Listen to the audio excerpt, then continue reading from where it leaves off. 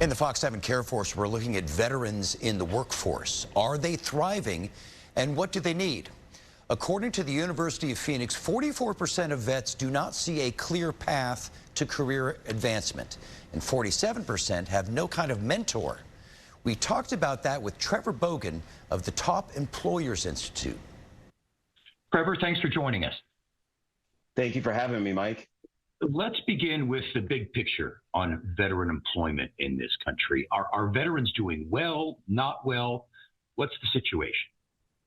Yeah, veterans are doing okay. And so, unfortunately, Mike, in this country, there's some preconceived notions around veterans, the skills that they have, and how they can operate in more of a civilian work environment. And so some of those challenges are, veterans aren't seen to be able to work in a normal office environment. They're usually on base, they're usually out on assignment somewhere. And so how does that fit into, an office environment or hybrid or flex model as well? There are also perceived veterans that have physical, mental disabilities, PTSD, how is that going to fit in with the culture, so on and so forth.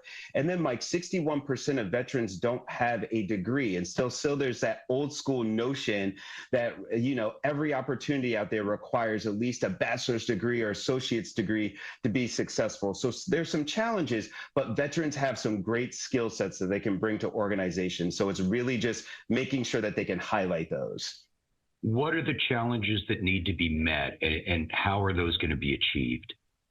Yeah, I think the biggest thing is veterans need more support. And so veterans need to be really aware of openly communicating the value of their service and how their skills that they developed in the military and service environment can translate to current and future opportunities. And so what we find is veterans that do work within organizations, one of the key things is to create what we call an employee resource group or ERG group for veterans.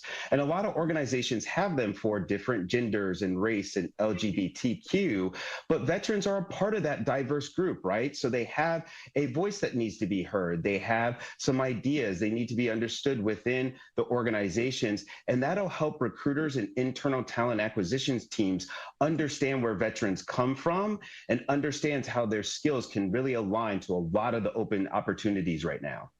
Is this something industries are starting to look at? Is it a concern for them, or is this all on the veterans to make these changes and these adjustments?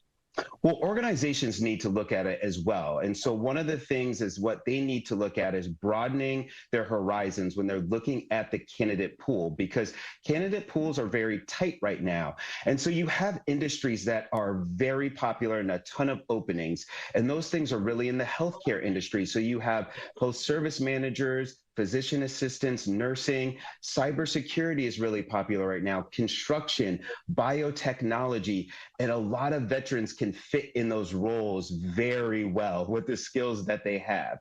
So organizations are just going to need to get really creative and start looking at the veteran pool, because those candidates can really fill in these roles very well, and they have a lot of skills and they bring a lot of good culture. Right. You have to remember, they don't have YouTube or Google, so they have to really think on their feet. They have to work with teams that are very diverse, different genders, different religions, economic backgrounds as well.